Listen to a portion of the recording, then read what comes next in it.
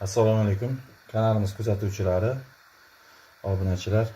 Bugun biz sizlar bilan birga noantiqa qozon kabob qilamiz. Fruktoviy aralash qilamiz hammasini. Ajoyib antiqa ovqat bo'ladi, xudo xolasa. Bizga kerak bo'ladigan masalliqlar: go'shtimiz kerak bo'ladi. Mol go'shti ishlatyapman. Yarim kilodan oshiq, 600-700 gram. Kartoshka kerak bo'ladi. Kartoshkani xuddi shu shaklda to'g'rab yuvib bo'lib oldim. Kartoshka ham 1 kilodan oshiq. Baqlajon kerak bo'ladi 2 dona. Bolgarskilar kerak bo'ladi 4 dona. Olma kerak bo'ladi 1 dona. Ko'k, kisli sladki olma bitta katta dona yetadi. Piyoz bir 3-4 dona o'rtacha kattalikda. 2 dona chesnok kerak bo'ladi. Pomidor 3-4 dona va garimdori kerak bo'ladi 2 dona. Tuz, murch, ziravorlarni o'sha tayyorlayotgan jarayonimizda ko'rsatib boraman. Ishimizni bismillahirrohmanirrohim deb boshlab olamiz. Yog'imizni o'simlik yog'idan foydalanyapman. Qizdirishga qo'yib qo'ydik. Yog'ni ko'proq qo'yamiz. 350 mg yog' qo'ydim men, o'simlik yog'i. Ishimizni boshlab olamiz.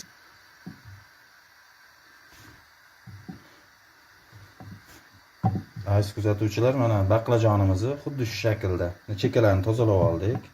Endi buni o'rtasidan bo'lib olamiz. Ovqatimiz uchun.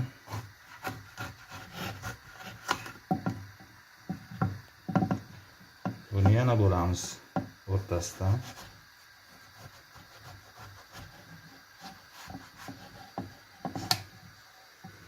Bunisini ham xuddi shunaqa. O'rtacha kattalikda baqlajon, unaqa kattasi ham shart emas. Buni endi lentalarga bo'lib chiqamiz.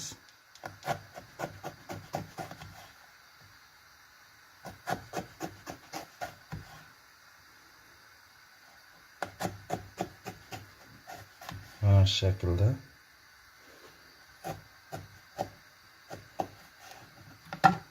Xuddi shu shaklda bo'ladi baqlajonimiz. Bismillahirrohmanirrohim deb qizigan yog'imizga kartoshkalarimizni birin-ketin qovuramiz. Kartoshkalarimizni o'tda qizartirib olamiz. Kullarangdan sal to'qroq bo'lsa olaveramiz. Salatamizni shunday qovurib olamiz, qizartirib. Aziz obunachilar, olmamizni ikkita ishlatadigan bo'lyapman. Mana shu shaklda to'g'rab oldik. Sizlarga ham ko'rsatib o'taman. Tepa tomonni ozgina olamiz. Past tomonni ham xuddi shunaqa. O'zgacha ta'm beradi. Xuddi shu shaklda tayyorlab ko'rishlarini tavsiya qilaman.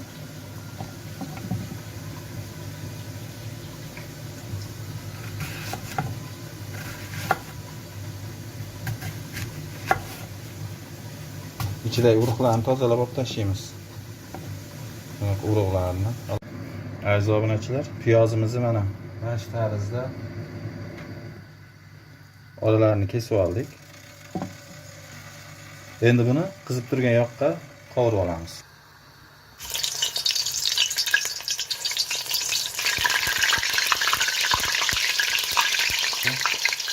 Piyozimizni shu shaklda 2-3 daqiqa qovurib olamiz. Pomidorlarimiz tegini shu shaklda oldik. Endi buni ham yoqqa tashlaymiz. Bolgarskiy qalampirlarimizni ham hammasini yoqqa tashlab 1 daqiqa qovurib oldik. Endi baqlajonimizni ham xuddi shu shaklda qovurib olamiz. Olmalarimizni ham xuddi shu shaklda birin-ketin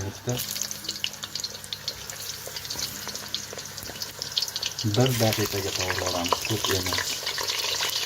1 daqiqa. İki tomonni 1 daqiqa. Baqlajonlarimizni qovurib oldik. Olmalarimizni ham qovurib oldik.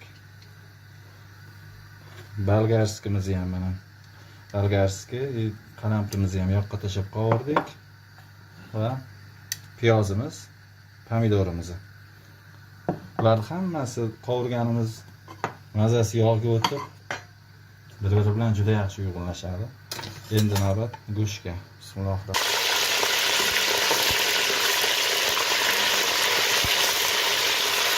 Go'shtlarimizni qovurib olib,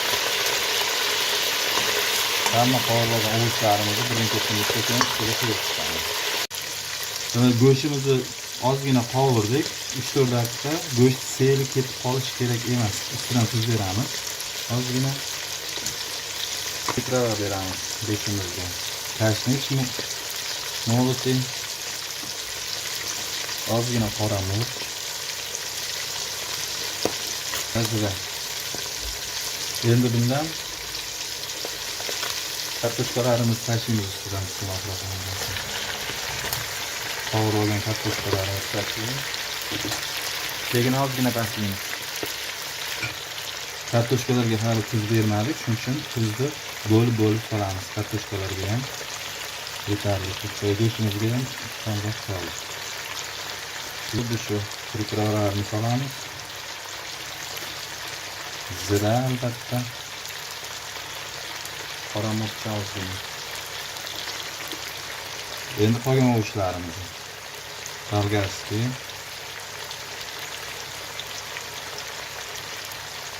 yarim borimiz,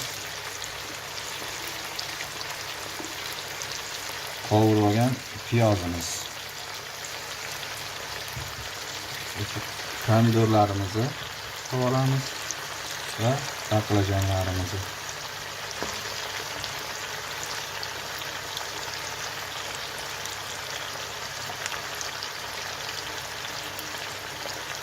Biz ham xuddi shu shaklda terib olamiz. Bu mazasi bir-biriga uyg'unlashib o'tib juda ham yaxshi mazali chiqadi. Xudo xolasa. Tayyorlab ko'rsanglar. Tuz beramiz ustidan ozgina.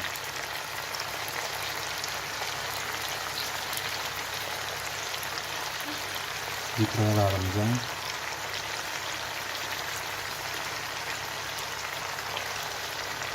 endi chesnogimizni boya 2 dona chesnokni maydalab, mana shu baqlajonlar ustidan sochamiz. Chesnoklarimizni maydalab oldik, yana baqlajonlarni ham ustiga sochamiz. Va buni ustidan 1 piyola suv beramiz. 1 piyola suv quyamiz, aylantirib.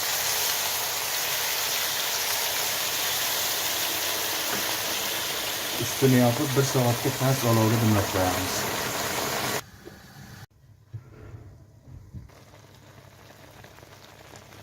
Ovqatimiz tayyor. Aziz kuzatuvchilar, endi chiroyli suzib olamiz uni. Mana aziz obunachilar, taomimiz tayyor bo'ldi. Asarti qovurma. Mana baqlajonlari, go'shtlari ham juda yaxshi pishdi. Mana bolgarskilar ham. Olmalari ham mana dona-dona bo'lib turibdi. Deydi. Mana olmalari bir-biriga mazasi o'tib, juda ham yaxshi bo'ladi. Shu usulda tayyorlab ko'ringlar. Piyozlarimiz o'sha butunlay qovurib olgan piyozlarimiz hammasi bir-biriga chesnok mazasi o'tib, juda ham antiqa mazza ham bo'ladi. Keyingi roliklarda ko'rishguncha xayr, salomat bo'linglar. Ketgan vaqtinglarga rozi bo'linglar.